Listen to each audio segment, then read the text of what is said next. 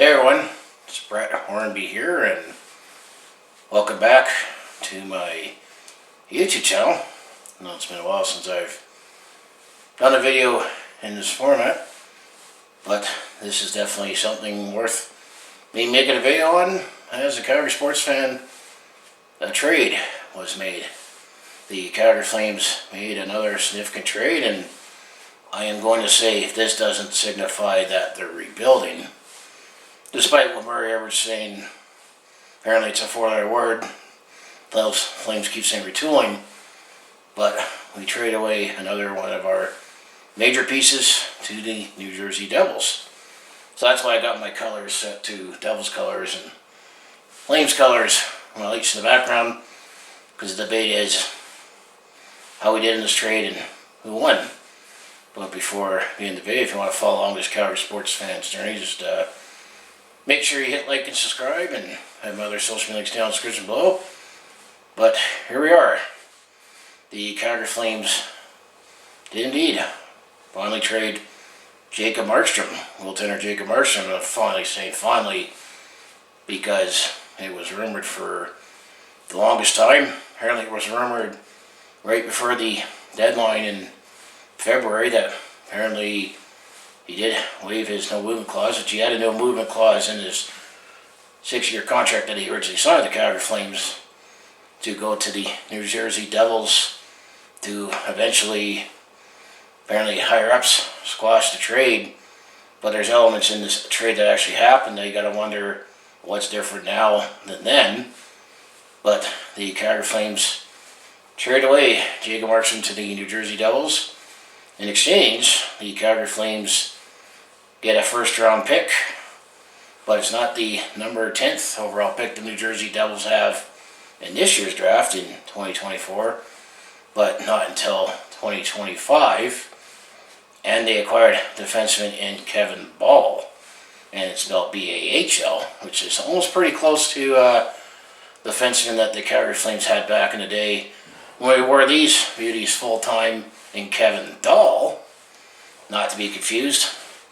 But essentially that's all the trade that the Calgary Flames traded Jacob Markstrom to the New Jersey Devils in exchange for a 2025 first-round pick, which, may I add, is top 10 protected, which means that the Devils pick once again next year is in the top 10.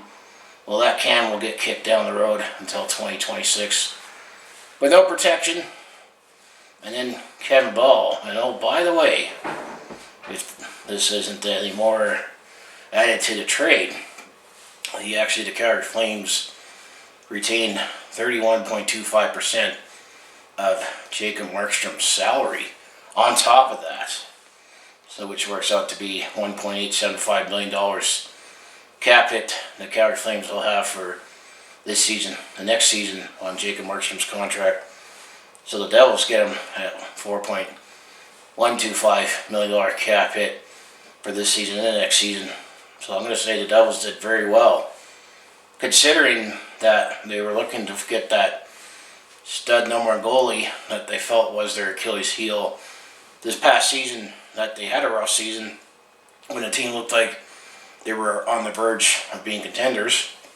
They also lost Dougie Hamilton on defense, but they did not make the playoffs.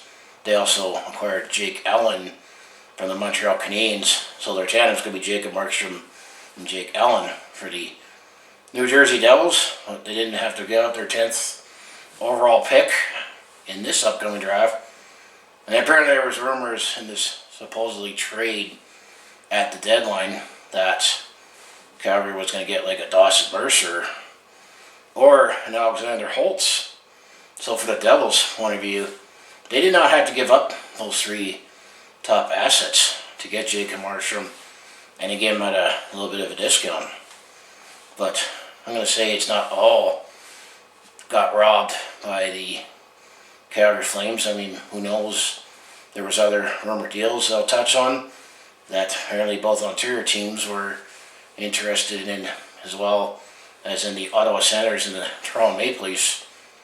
But I think for the case of the Calgary Flames, I mean, there was a no movement clause in his contract, and apparently Jacob Markstrom was already okay to go to New Jersey.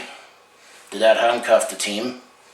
And then the fact that the Calgary Flames get a tall, lanky defenseman who's going to be 24 in a couple of days.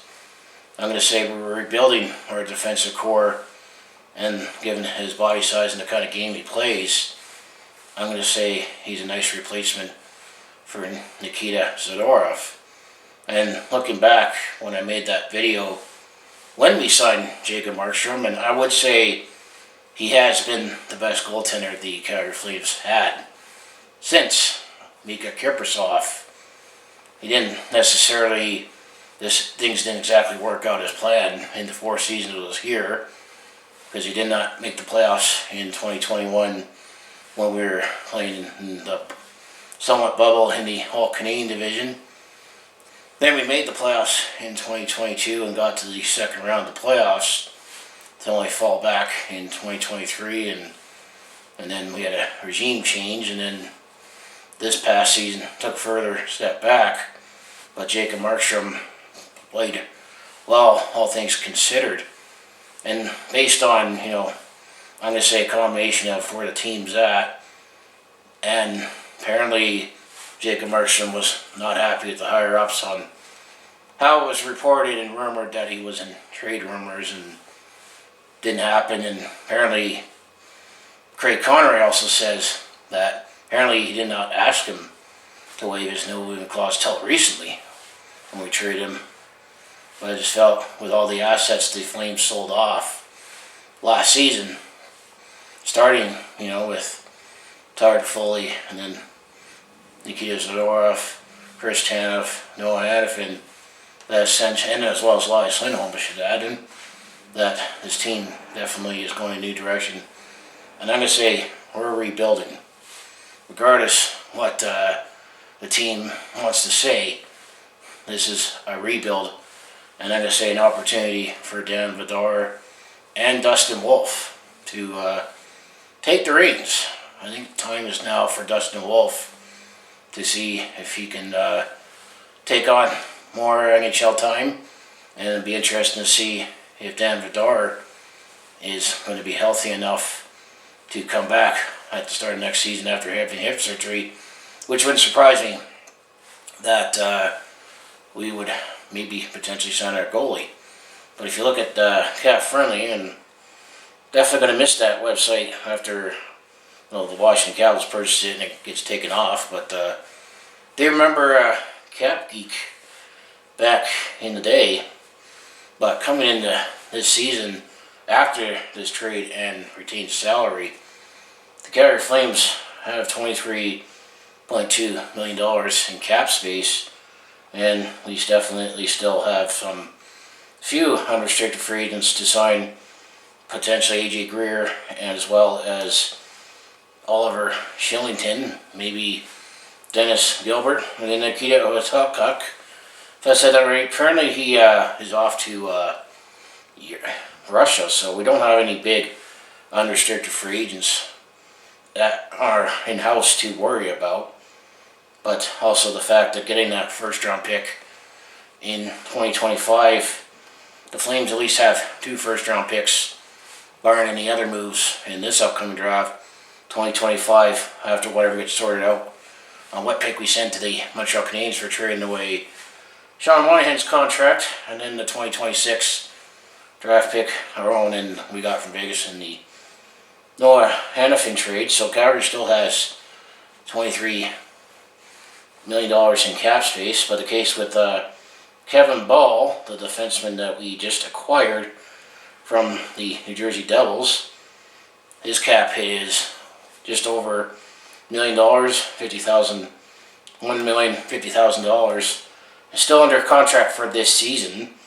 I said he turns 24 on the 27th of June. He's a Canadian from the Westminster, British Columbia, so Vancouver. And he's a 6'6" defenseman and just 216 pounds. So I'm going to say he's going to be a replacement for Nikita Zadorov, because he's a defensive defenseman that isn't going to fill the net. Originally, he was drafted 55th overall in 2018 by the Arizona Coyotes, and actually he was packaged in the NHL trade for the New Jersey Devils at the time. But last season, he actually did play in every game for the New Jersey Devils. All 82 games, he only had a goal and 10 assists for 11 points and 82 penalty minutes. And then the season before, he played half the season with the New Jersey Devils. I've been up and down with Utica Comets and the Binghamton Devils.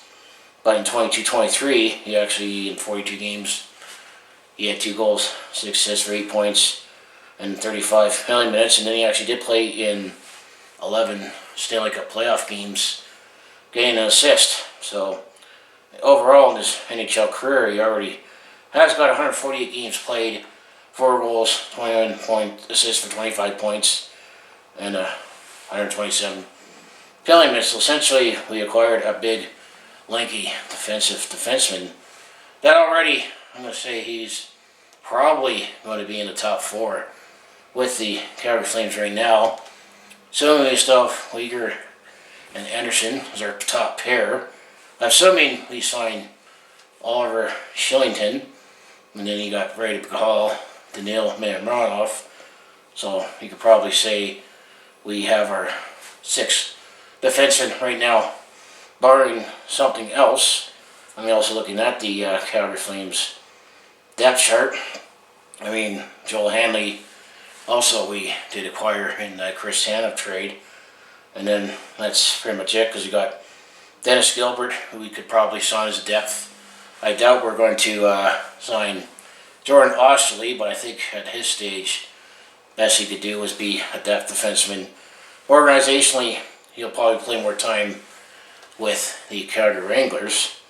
And then when it comes to New Jersey Devils side of things, well, they still actually have $16 million in cap space. And they got Jacob Markstrom at a 30% discount without giving up any top players. And actually, if you look at the New Jersey Devils cap situation, mind you, that's not including Dougie Hamilton's big salary because he put him on injured reserve. But the New Jersey Devils are only spending $6 million on their goaltending with Jacob Markstrom and Jake Allen combined with retained salaries. So this is a way for the New Jersey Devils to both bank on the fact that they needed a goalie and the fact that the pick is top 10 protected, that the Calgary Flames likely are going to get this pick in the 15 to 30 range, because I don't think the New Jersey Devils are going to underachieve again this season. And so, what do you think of this trade? I mean, some say here it's a little light, but when you think about it, maybe it's not that bad. Consider we still got a first-round pick, a tall, rugged defenseman that we can plug in our lineup right away. And keep in mind that Jacob Markstrom, he's going to be 35 years old at the end of January in 2025. And going back to the video that I made, when we signed Jacob Markstrom, there was some concern about where he'd be at and how effective he is towards the end of his contract, because he'll be 36 when his contract expires. And the fact that he has, based on his playing history, starting with the Florida Panthers, and then he was packaged in the Roberto Luongo trade to go to the Vancouver Canucks.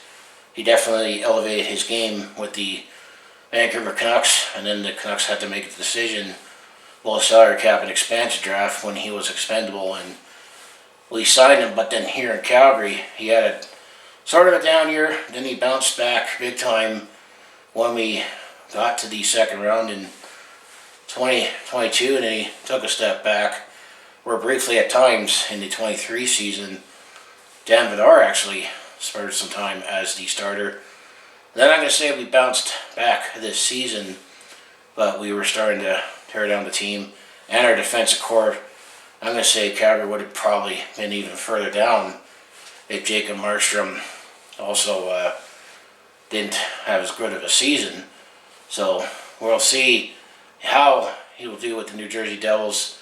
So we're maybe sort of banking on that. Outside of the market, some people said the Calgary Flames did well. The fact that we got a first-round pick for a goalie that's essentially in his mid-30s. So, I mean, I felt the trade's a little light. The rumor trade apparently maybe was just, gossip, but I definitely would have wanted that trade more, or we could have gotten the 10th overall pick and either for an Alexander Holtz or potentially Dawson Mercer, but I think this will do for now. And I'm going to say, looking at potentially the Ottawa Senators and the Toronto Maple Leafs, what they were offering, potentially what was rumored out there, because those teams are looking for a goalie. I'd rather have the retained salary for 2 more seasons, to help out the Devils a little, instead of potentially, if we would have made the trade with the Ottawa Senators, we probably would have to take back Jonas Korpisalo for 4 more years. So I think I would take that trade off. And then you never know what the Toronto Maple Leafs would have offered. Of course, there's still that connection with Brad Shalivin, now the general manager in Toronto. But Toronto has to do a lot of cap gymnastics as well, trying to somehow not too sure if they're going to part with their big 4, and then trying to figure out their defense and their goaltending going forward. And then who knows if Jacob Markstrom would have been willing to sign off to go to those teams. I mean, if New Jersey was the only team that he signed off on, that limits, what the Flames could have done and the return they could have gotten. But I'm going to still say best of luck in New Jersey, Jacob Markstrom. Thanks you did with the Calgary Flames. I understand that, given all the trades that were made and where the team's going at, maybe he wants to have a chance to win, and looks like New Jersey would be closer to that than the Calgary Flames are at right now. I guess you could say Newark is a little closer to Sweden than Calgary is, and Vancouver. And I'm going to say Jacob Markstrom, since Mika Kaprizov has been the best goalie the Flames had. I think I saw 2 figures that he is 5th in all-time Flames history in wins and 3rd in shutouts. So he's part of Calgary Flames history for the 4 seasons he's been here. But I'm going to say welcome to the Sea of Red, Kevin Ball. Being that you're from New Westminster, British Columbia, I guess you'll be playing a little closer to home.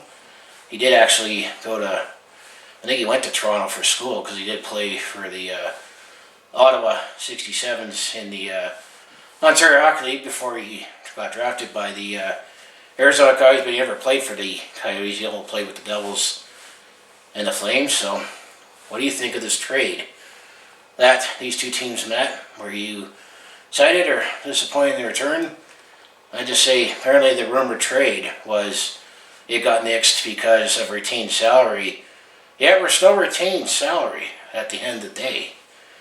And don't call it a rebuild, as Murray likes to say. And then I asked the question on my YouTube channel community tab on simply when I get there, that the question was, it's just simple, who won this trade between the Calgary Flames and the New Jersey Devils? New Jersey Devils finally got their stud goaltender in Jacob Markstrom, while Calgary Flames acquired defenseman Kevin Ball and the 2025 first round pick. Then I put the items in note to fulfill the whole trade, is that the 2025 first round pick is top 10 protected from the New Jersey Devils, and the Calgary Flames retain 31.25% salary for the final 2 years of his contract at $1.875 million a season. I guess the other last thing to mention, that the structure of the contract for Jacob Markstrom, according to Cap Friendly, is the last 2 years of his deal. He actually will get a Happy Canada Day. A really happy Canada Day is actually he has signed a $2.5 million. I think I saw a $2.5 million signing bonus that was paid out the last 2 years of his contract. Yeah, $2.5 million signing bonus for this season and next season. So you'll get base salary of $3.5 million. So the Calgary Flames, I guess, rid him of that. I guess they're still retaining salary cap-wise, but 37 people voted, and 57% say the New Jersey Devils. And I would say, considering New Jersey got their stud goaltender, and if Jacob Markstrom can show that his Vezina caliber form, I'm going to say right now, New Jersey won. But of course, when you have picks involved in the future trades, this could be a trade that Calgary could eventually win in down the road, especially if we draft someone that becomes a franchise player with that pick. And Kevin Ball, if he finds a long niche career with the Calgary Flames. So I could see this trade work for both sides. But right now, I do agree that New Jersey, I think, came out ahead of this trade. And then just for fun, I actually asked another question on my poll. I'm recording this, believe it or not. We're going to need Game 7 of the Stanley Cup Finals. Simply, who's going to win the 2024 Stanley Cup Finals? Only 16 people voted in this poll that I posted when the finals were started. 56% said the Florida Panthers, but considering we're going to Game 7, yes, it's going to Florida. But let's add in, Florida was up 3-0. And then Edmonton took the momentum by the horns and done a complete 180.